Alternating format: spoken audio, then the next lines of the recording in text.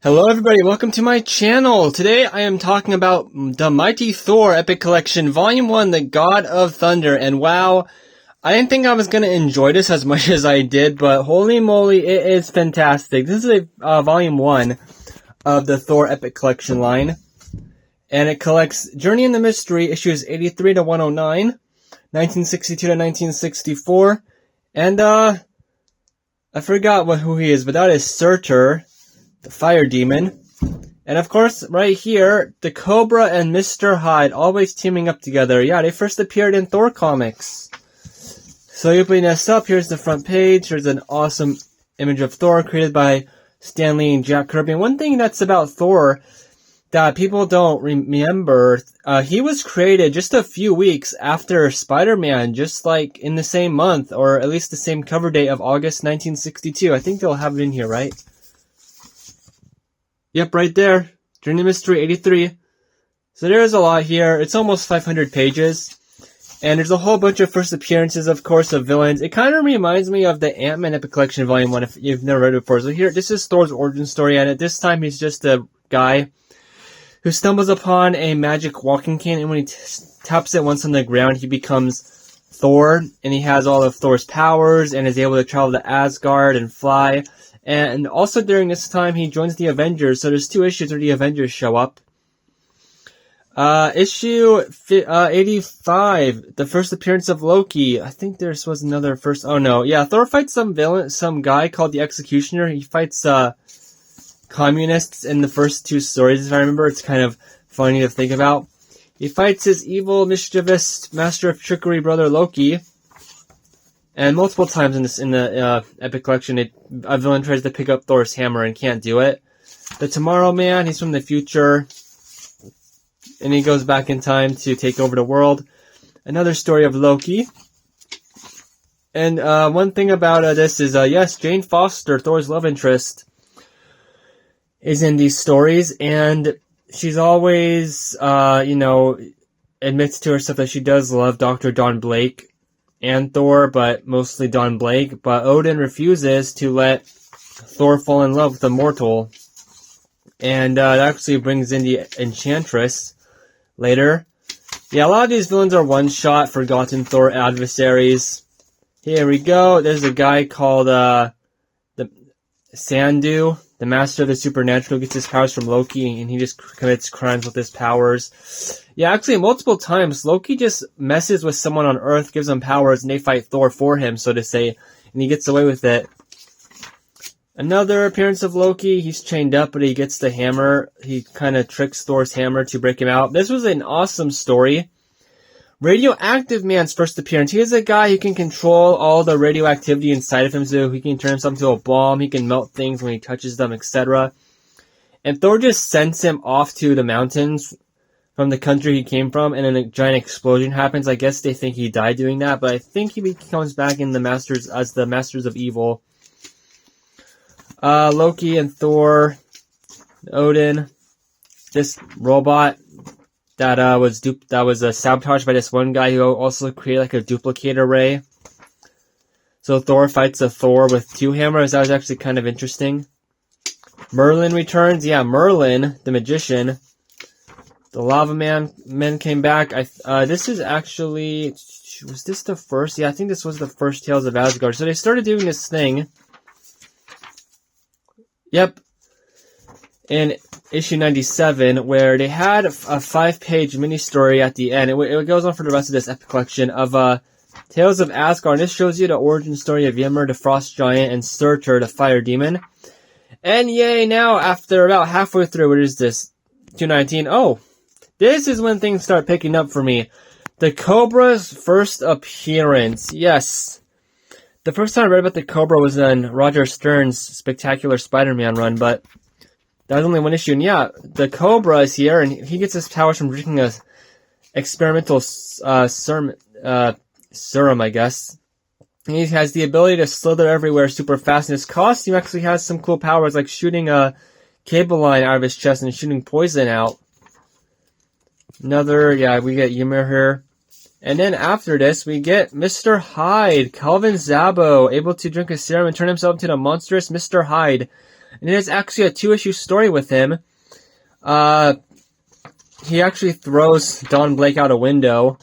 He manages to come back as Thor. And I actually find this Mr. Hyde a lot, very interesting. I don't want to say interesting because, yeah, it's classic. But he uses his alternate identity as Dr. Calvin Zabo a lot more than I would think he would. Because he just uses his other identity to just blend in. He turns his coat inside out to be a different color when he's Hyde than when he's a normal doctor. I find that kind of funny. Oh yeah, he also dresses up as Thor to frame him.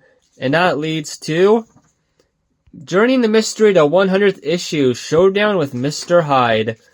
Thor is framed, but he saves everyone. The end. You get the point. Storm Giants. Zargo to Tomorrow Man has a 2-issue story where he returns. I'm just flipping through here. Oh, here we go. I was waiting for this one. It's still their only appearance in this epic collection. The Enchantress and the Executioner. Yeah, Executioner looks a lot different, but I have a feeling they might explain that. Oh, yeah, and this is Hela. She also looks different. She's just here explained as the leader of the Death or whatever, and there's nothing about her relationship with Loki. I don't know if there's a new Hela in future comics, the one that we all know. And because I'm pretty sure Hela is Loki's daughter, so I don't know who this is or if that is even outside of the one animated movie I saw. Right, I was confused and that was never a thing. I know in the movie they make it like their sister, the one Loki's sister is Hela. I know that's not true, but anyway. Again with the Executioner here, I know in the future the Enchantress has other people she turns into her Executioner. So I don't know if this is the original one we all know of who, well I won't spoil it, happens, let's see, 103 issue 400. 297 issues from now. But anyway, Loki, okay, so Dr. Don Blake is still in love with human Jane Foster, and Loki decides, hey, maybe the Enchantress can get Thor to fall in love. And she fails, so she gets the Executioner to destroy Jane Foster, and he actually just transports her to a different dimension. Enchantress realizes he failed though and turns him into a tree or something, whatever. Or just banishes him back to Asgard. You get the point. This is the team up between Searcher and actually, I think it's Heimdall. Oh no, it's Balder the Brave, Odin, and Thor teaming up against the two big bads. And here we go, another 2-part story: Thor versus Cobra and Mr. Hyde teaming up for the first time. I actually find it funny how they meet the Cobra. Just got in a little battle with Thor and sneaks away. And just happens to end up in Dr. Calvin Zabo's office or laboratory, and then tries to kill him, but he turns into Mr. Hyde and they find and decide to team up because they realize they both have a common enemy in Thor, the God of Thunder. And they really just have a plan to fight him. They take his special hammer and he has to use his brain. A lot of these stories, usually kind of goes back and forth. Like, oh, there's one fight in the start of the story. Then the hero comes back and wins at the end of the story. A lot of these, I think the most unique thing is they're just one long fight scene. One long pure action moment back to back. Anyway, Balder the Brave, I liked it. I didn't know that Balder the Brave, he was just like super courageous and nice to animals, so Odin gave him the power of invincibility. Yay, the Great Gargoyle. I love the Great Gargoyle. I recently read, I think it was Marvel Adventures Spider-Man issue 29 or something with Peter David writing it. And the Great Gargoyle was actually awesome in that little kid's story. I mean, it's a good story, but it's written for little kids. So we learned the Great Gargoyle's origin story. Also, I had no idea he was an enemy of Thor at first. I thought he was an enemy of Captain America, but maybe that's just because growing up, all the comics I read with him, he fought Captain America. Anyway, I also read the one issue during Acts of Vengeance where he fights the Hulk. He spilled some chemicals on his hands, and now whenever he touches something, it turns to stone. But it only lasts for 1 hour. So that's nice of him. He threatens Don Blake to bring Thor to him, and they fight, and Great Gargoyle apparently drowns, but we know he survives. Loki returns, and it's a team up with Doctor Strange a little bit, where Doctor Strange helps Thor defeat Loki, or at least find his walking stick so he can become Thor again. And in this story, Magneto, Thor versus Magneto. Yeah, I don't know why Magneto is purple and pink on the cover. He is not like this in the actual story. But anyway, The Masters of Evil are going to look for the X-Men. Magneto causes some trouble. Thor crashes in. Magneto tries to work with Thor because he assumes Thor is a mutant. They fight, and he actually stops Thor's hammer in mid-flight. He basically just escapes at the end to save his other brotherhood of evil mutants. I don't know if at this time it was confirmed that Quicksilver and Scarlet Witch were Magneto's kids. Anyway, we get some sketches. That's all we get for bonuses, except this. But I think this was in some. I think this was in the Ant-Man and the Wasp Epic Collection Volume 1. The same thing, kind of promoting all the other stories here. Spider-Man. And some more right there.